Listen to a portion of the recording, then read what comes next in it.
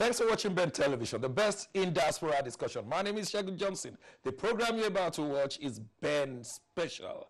And we've got a special guest here to share with us things that have been going on within our society. He's an international man.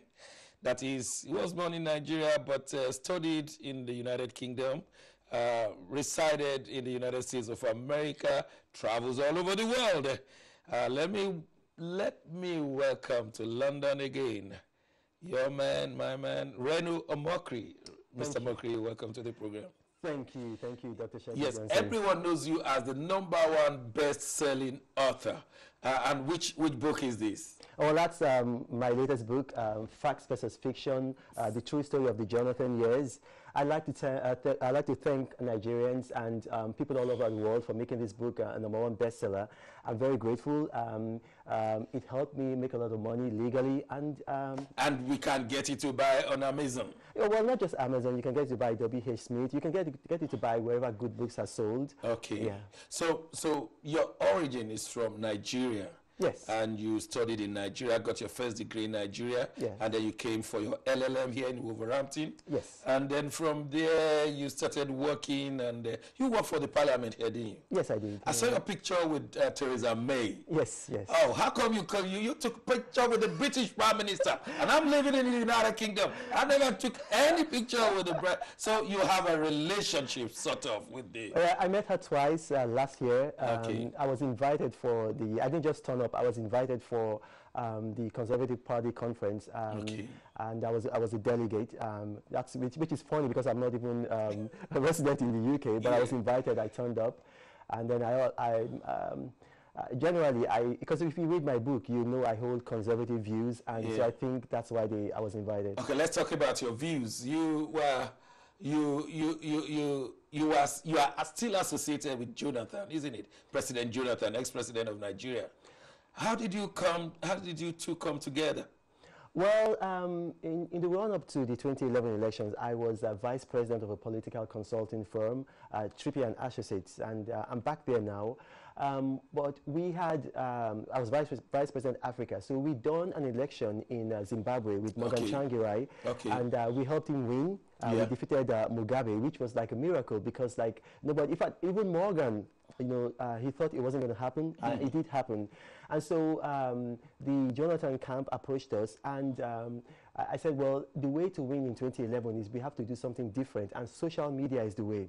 And so I told them that, you know what, I was going to help them set up a Facebook page, and that I was going to deliver a certain number of followers within a certain period time. And I don't think they believed me, you know, like just like, and they said, well, we've heard that before. Yeah. And then when I delivered and over-delivered, you know, like, bam, you know, like, so it just brought me a lot of influence. And December, I think it was December 4th of 2010, CNN called President Jonathan the Facebook president officially. And so, I mean, the rest is history. Yeah, the rest is history. Yes. So you became a spokesperson for Jonathan. One of three spokespersons. One of three spokespersons, and then and when Jonathan lost, you were bitter, a bit bitter from what I read in it. No, I wasn't bitter. No. What happened? No, I mean, like, was it a fair election? Well, you know, it really doesn't. I mean, the thing is, it's happened. Yeah. Jonathan conceded, you know, and I was one of those people. If you go on Google, I mean, like, if you go on Google, and you Google it, I believe it was in February, I'd already anticipated that Jonathan was going to lose the election because I'm a pollster, you know, that's part of what I do. And so, I mean, I couldn't have been bitter. And more so, you know, like, I believe that the Lord God reigns supreme in the affairs of man, as it says in the book of Daniel chapter 4. So I wasn't bitter. Okay. Now that you are quoting scriptures, you are a man in the midst of the whole world. I mean, social media, political analysts, and so many things. And you are quoting scriptures. You are a pastor. Well, by the grace of God, I'm an ordained pastor, yes. An ordained pastor, and you pastor a church in Washington, in the U.S. and in Nigeria. Yes. Okay.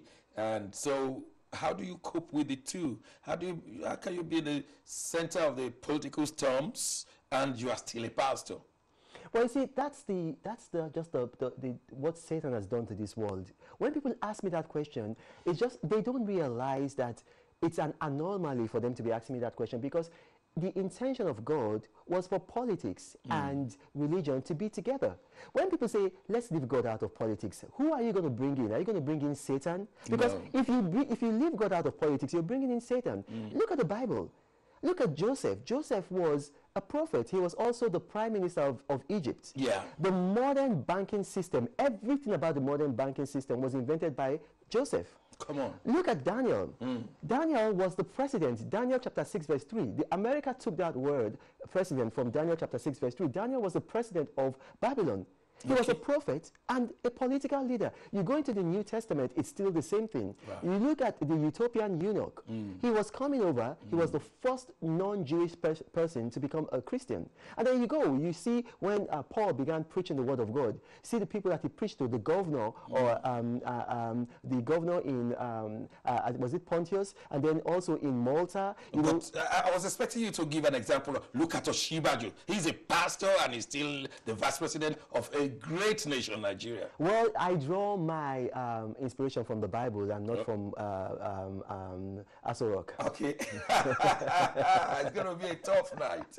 Now, let me ask you a question. Yes. Since Buhari won, he made a very powerful speech saying that I'm for everybody and for no one. How have you been assessing that he's for everybody and he's for no one? He's for no one because he's not talking on serious issues. So how is it then, how can he look back to I'm for everybody? President Muhammadu Buhari is a liar. He's a man without any credibility. He's a deceptive leader, and by the grace of God, Nigerians will reject him in 2019. When he made that statement, he lied to the Nigerian public, because he made that statement on May 29, 2015. The very next month, he went to the United States Institute for Peace. I've been there, I spoke there before him. And when he went there, he said, those who gave me 5% of the vote cannot expect to be treated in the same way as those who gave me 97% of the vote. A boy in the university who wins a student union election cannot even make that kind of silly statement, but he said so. And look at his, he obviously meant it. Look at his appointments. Look, he's been so nepotic. Look at his, I'll give you an example. His chief of staff, Abba Kyari, is Kanuri from Borno State.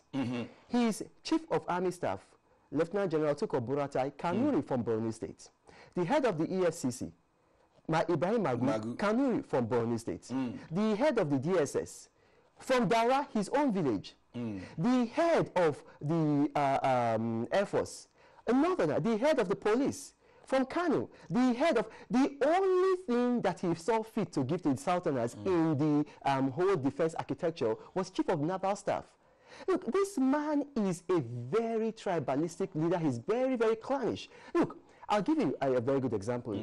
I don't support IPOB. I believe in one Nigeria. But IPOB didn't kill people.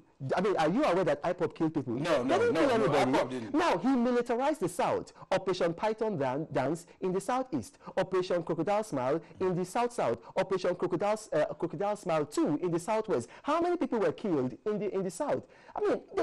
But look at that. Fulani herdsmen have been killing all over Nigeria. Over Nigeria. According to the World Economic Forum, they are the 4th deadliest terrorist group. What has this man done to them? Yes, I'm sure we will come to the Fulani herdsmen. I want you to hold your thoughts there, because we might just go on a short break. When we return, I want you to talk about this Fulani, because I've heard so many things about Uthman Dan Fodio, the regime of the caliphate, is a restructuring, and I've heard so many things. So I just want to, in very few minutes, you don't mind if people call in. If you want to call in, I'm speaking to our viewers, you want to ask Reno a few questions, is ready. He said he's prepared to take your calls. But in the next few minutes, this Fulani herdsmen, is it true that they're trying to take over Nigeria with the killings of Benue citizens and Plateau citizens? And we heard the Lalong, the governor of Plateau State, I'm not going to put grazing bill before my state assembly, whereas they've done so in Benue State, they've done so in Ekiti State. What's your take on this Fulani takeover of Nigeria? Well, listen, in 1804, you had Uthman Dan Fodio, and he had the jihad, and the jihad was ostensibly to Islamize there wasn't no Nigeria then, but Islamized what The later people became found in that Nigeria, area. and all the way to the Atlantic Ocean. Now that's understandable because I mean in that time, you know, that was like it was not something strange. There were jihads going around. Yeah. Islam is not a religion, unfortunately, that has been spread always by peace. You know, a lot of the spread of Islam has been by jihad. And I've read the Quran. I might be a pastor, but I've read the Quran from beginning. So, look, my own father was a Christian, you know, but he was also an expert in the Sharia. Okay. So I understand the Islamic religion very well. But you see, that was in 1804. Now, things have changed. We can't begin to bring that 1804 ideology into this century. 21st century. We can't do that. Now, President Muhammadu Buhari said something in December of 2001, and he said that I will continue to show openly and within me a total commitment to the Sharia movement that is now sweeping all over Nigeria, and I will not stop until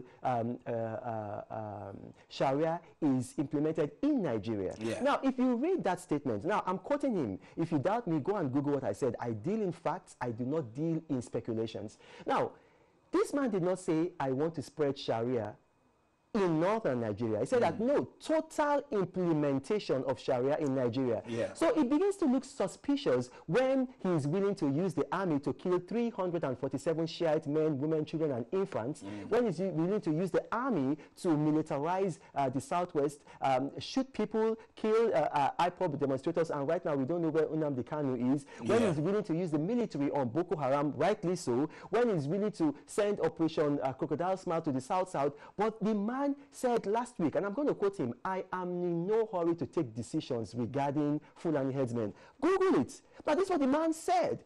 He said that he is not in a hurry to take decisions. Now, there is no state in Nigeria where Fulani headsmen are not killing.